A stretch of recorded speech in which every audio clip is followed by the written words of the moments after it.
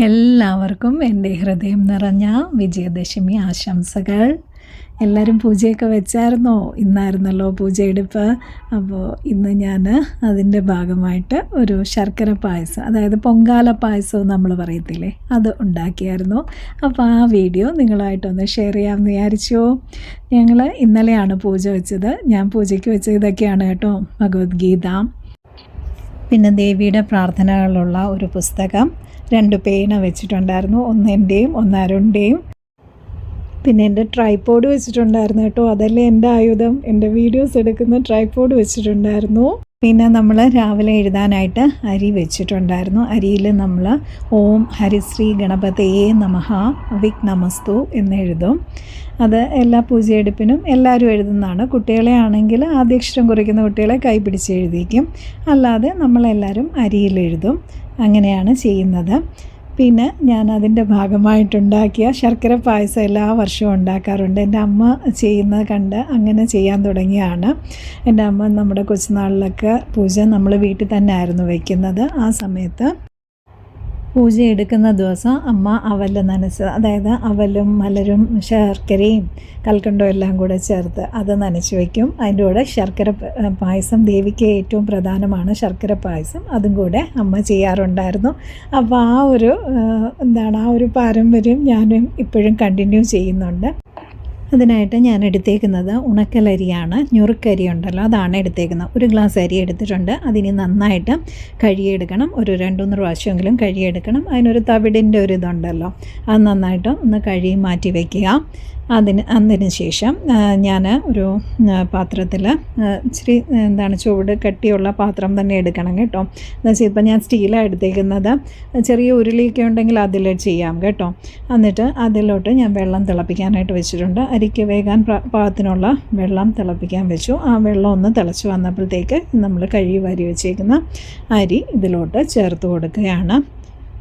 ഇനി അതൊരു മീഡിയം ഫ്ലെയിമിൽ നന്നായിട്ട് ഒരു 10 മിനിറ്റെങ്കിലും കഴിയുമ്പോഴത്തേക്ക് നമ്മുടെ അരി പാകത്തിന് വെന്ത് കിട്ടും. അത് കഴിഞ്ഞിട്ടാണ് ബാക്കിയുള്ള ചേരുവകൾ ചേർക്കേണ്ടത്. ശരിക്കും പൊങ്കാല പായസം ഉണ്ടാക്കുന്നത് മൺകലം ഉണ്ടല്ലോ, മൺകലത്തിലാണ് ഉണ്ടാക്കുന്നത്. നമ്മൾ പൊങ്കാല ഇടുന്നവർക്കറിയാം. പക്ഷേ ഇതിപ്പോൾ നമ്മളിവിടെ ഷാർജയിലാണ്, ഫ്ലാറ്റിലാണ്, ഗ്യാസിലാണ് ചെയ്യുന്നത്. അതുകൊണ്ട് ഞാനിപ്പോൾ ഇവിടെ സ്റ്റീൽ പാത്രം തന്നെയാണ് എടുത്തേക്കുന്നത്. കലമൊക്കെ ഉണ്ടെങ്കിൽ, മൺകലം ഉണ്ടെങ്കിൽ അതിൽ ചെയ്യാം കേട്ടോ, അതാണ് ഏറ്റവും നല്ലത്. ഞാൻ ചെയ്യുന്നതിന് മുമ്പ് വിളക്ക് കൊളുത്തി വെച്ചിട്ടാണ് ചെയ്യാൻ തുടങ്ങിയത്. അപ്പോൾ അരി ഇപ്പോൾ ഇവിടെ പാകത്തിന് വെന്ത് വന്നിട്ടുണ്ട് കേട്ടോ. അന്നേരത്തേക്ക് ഞാൻ അതായത് ഒരു 300 ഗ്രാം അടുപ്പിച്ച് അരി ഉണ്ടായിരുന്നു, ഞുറുക്ക് അരി. അതിന് ഒരു 600 ഗ്രാമാണ് ശരിക്കും, ഡബിളോളം ശർക്കര വേണം. ഞാനിപ്പോൾ ഒരു 500 ഗ്രാമോളം ശർക്കര ചേർത്തിട്ടുണ്ട് കേട്ടോ. ഒരുപാട് മധുരം വേണ്ടവർക്ക് അങ്ങനെ ചേർക്കാം. ഇതിപ്പോൾ ഭയങ്കര ചെടിക്കുന്ന മധുരം വേണ്ടാത്തതുകൊണ്ട് ഞാനൊരു 500 ഗ്രാം ശർക്കര ചേർത്തിട്ടുണ്ട് അതിനോട്ട്. ആ ശർക്കര ഇനി അതിനകത്ത്, ഇത് ശർക്കര പൊടിയാണ് ഞാൻ ചേർത്തേക്കുന്നത്, കല്ലും ഇതൊന്നും ഇല്ലാത്ത ശർക്കര പൊടിയാണ്. നല്ലതായിരുന്നു. ഞാനിത് നേരത്തെയും വാങ്ങിച്ചിട്ടുള്ള ശർക്കരപ്പൊടി ആയതുകൊണ്ട് അറിയാവുന്ന പൊടി തന്നെയാണ്. അന്നേരം അത് ചേർത്ത് കൊടുത്തിട്ടുണ്ട്. ഇനി ആ ശർക്കര അതിലോട്ടൊന്ന് മെൽറ്റായി അതിൻ്റെ വെള്ളമെല്ലാം ഒന്ന് നന്നായിട്ട് വറ്റി വരണം. അന്നേരത്തേക്കാണ് ബാക്കി ചേരുവകൾ ചേർക്കുന്നത്. ഇപ്പം ഞാൻ ഒരു ടീസ്പൂൺ നെയ്യും കൂടെ ചേർത്ത് കൊടുത്തിട്ടുണ്ട്. ഒരു 1.5 ടീസ്പൂണോളം ഉണ്ട് കേട്ടോ. ഇപ്പം നെയ്യ് ചേർത്ത് കൊടുത്തിട്ടുണ്ട്. എന്ന് വെച്ചാൽ ശർക്കര ചേർത്ത് കഴിയുമ്പോൾ അടിക്ക് പിടിക്കാൻ ചാൻസ് ഉണ്ടല്ലോ, അതുകൊണ്ട് നെയ്യും കൂടെ ചേർത്ത് കൊടുത്തിട്ടുണ്ട്. ഇനി ആ ശർക്കരയുടെ വെള്ളമൊക്കെ ഒന്ന് ഉരുകി ഒന്ന് വറ്റി വരണം. അന്നേരത്തേക്ക് നമുക്ക് തേങ്ങ ചേർത്ത് കൊടുക്കാം. ഇതിലേക്ക് ഞാൻ ഏകദേശം ഒരു തേങ്ങ തിരുമിയത് ചേർത്ത് കൊടുക്കുകയാണ്. തേങ്ങ കൂടുതൽ ചേർക്കുന്നത് നല്ല ടേസ്റ്റാണ് കേട്ടോ. അപ്പം നമ്മുടെ അരിയുടെ ക്വാണ്ടിറ്റി അനുസരിച്ച് തേങ്ങ കൂട്ടുകയും കുറയ്ക്കുകയൊക്കെ ചെയ്യാം. ഇപ്പം ഞാൻ ഏകദേശം ഒരു തേങ്ങ തിരുമിയത് ചേർത്ത് കൊടുത്തിട്ടുണ്ട്. ആ തേങ്ങയും കൂടെ ഒന്ന് അതിനകത്തോട്ട് നന്നായിട്ട് മിക്സ് ചെയ്ത് കൊടുക്കുക. തേങ്ങയും കൂടെ ചേർത്ത് കഴിയുമ്പോഴത്തേക്ക് ആ വെള്ളമെല്ലാം നന്നായിട്ട് പിടിച്ചൊന്ന് വറ്റി വരാൻ തുടങ്ങും കേട്ടോ. കണ്ടോ, ഇപ്പം ഒന്നുകൂടെ കുറുകി വന്ന കണ്ടോ. ഈ പായസം എന്ന് വെച്ചാൽ ശർക്കര പായസം ഇത്തിരി ലൂസായിട്ട് എടുക്കുന്നതാണ് എപ്പോഴും നല്ലത്. ഇരിക്കും തോറും അത് തണുക്കും തോറും പിന്നെ അത് നല്ല കുറുകി വരുന്ന ഒരു പായസമാണ് ശർക്കര പായസം. ഇനി ഇതിലോട്ട് ഞാൻ കുറച്ച് ഉണക്കമുന്തിരി, ഒരു 2 പിടിയോളം ഉണക്കമുന്തിരിയും കൂടെ ചേർത്ത് കൊടുക്കുന്നുണ്ട്. ചിലർ നട്ട്സൊക്കെ ചേർക്കും, പക്ഷെ ശരിക്കും പൊങ്കാല പായസത്തിൽ ശർക്കര, തേങ്ങ, ഈ ഉണക്കമുന്തിരിങ്ങ, പിന്നെ ഏലക്കാപ്പൊടി, പിന്നെ പഴവും കൂടെ വേണമെങ്കിൽ ചേർക്കാം. അത്രയും ഐറ്റംസാണ് കൂടുതലും ചേർക്കുന്നത്. നട്ട്സൊക്കെ ചിലർ ചേർക്കുന്നുണ്ട്, പക്ഷേ പൊങ്കാല പായസത്തിന് അത് ചേർക്കേണ്ട ആവശ്യമില്ല. ഇത്രയും കാര്യങ്ങളാണ് ചേർക്കുന്നത്. നെയ്യും ചേർത്ത് കൊടുക്കും.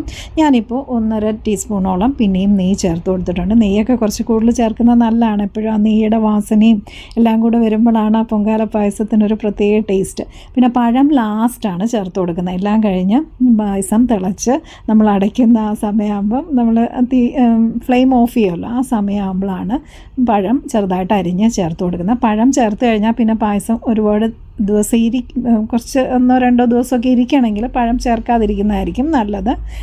അന്നേരം തന്നെ തീരുകയാണെങ്കിൽ, കുറച്ച് പായസമേ ഉള്ളെങ്കിൽ അന്നേരം തന്നെ തീരുന്ന ഇതാണെങ്കിൽ നമുക്ക് പഴവും കൂടെ ചേർത്ത് കൊടുക്കാം. നല്ലതാണ് കേട്ടോ പഴവും ചേർക്കുന്നത്. ഇത്രയും ഐറ്റംസാണ് പൊങ്കാല പായസത്തിൽ ശരിക്കും ചേർക്കുന്നത്.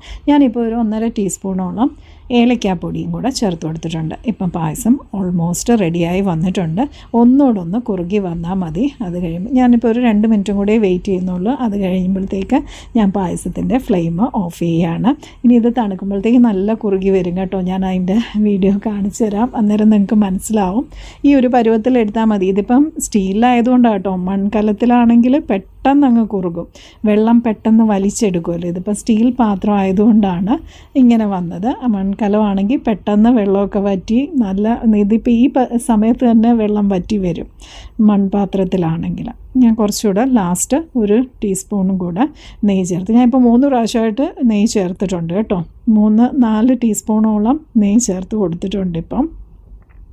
അപ്പോൾ ഇതാണ് നമ്മുടെ പൊങ്കാല പായസം. ഇങ്ങനെയാണ് നമ്മുടെ പൊങ്കാല പായസം റെഡിയാക്കുന്നത്. ഈ സമയത്താണ് ഞാൻ പറഞ്ഞത് പഴം ചേർക്കേണ്ടവർക്ക് ഒരു 1-2 പഴവും കൂടെ ചെറുതായിട്ട് കട്ട് ചെയ്ത് ഇതിൻ്റെ മുകളിലോട്ട് ചേർത്ത് കൊടുക്കാം. പഴം ചേർത്താൽ ഉടനെ തന്നെ തീർന്നില്ലെങ്കിൽ ചിലപ്പം ചീത്തയാവാൻ ചാൻസ് ഉണ്ട്. അപ്പോൾ ഇത് കണ്ടോ, ഞാൻ തണുത്ത് കഴിഞ്ഞ് പായസത്തിൻ്റെ ഇത് കാണിക്കാൻ വേണ്ടിയിട്ട് നിങ്ങളെ ഒന്ന് മിക്സ് ചെയ്ത് കാണിച്ചാൽ കണ്ടോ, ഇപ്പം കറക്റ്റ് പരുവത്തിൽ പായസമായിട്ടുണ്ട്. അപ്പം പൊങ്കാല പായസം ഉണ്ടാക്കുന്നത് എങ്ങനെയെന്ന് എല്ലാവർക്കും മനസ്സിലായല്ലോ. അപ്പോൾ ഇന്നത്തെ വീഡിയോ എല്ലാവർക്കും ഇഷ്ടപ്പെട്ടു എന്ന് ഞാൻ വിചാരിക്കുന്നു. ലൈക്ക് ചെയ്യാത്തവർ ലൈക്കും കൂടി ചെയ്തോളൂ. ആദ്യമായിട്ടാണ് എൻ്റെ ചാനൽ വരുന്നെങ്കിൽ സബ്സ്ക്രൈബ് കൂടി ചെയ്ത് സപ്പോർട്ട് ചെയ്യാം. അപ്പോൾ അടുത്ത വീഡിയോയിൽ കൂടി ഉടനെ തന്നെ കാണാം എന്ന പ്രതീക്ഷയോടെ it's bye from Swapna Arun.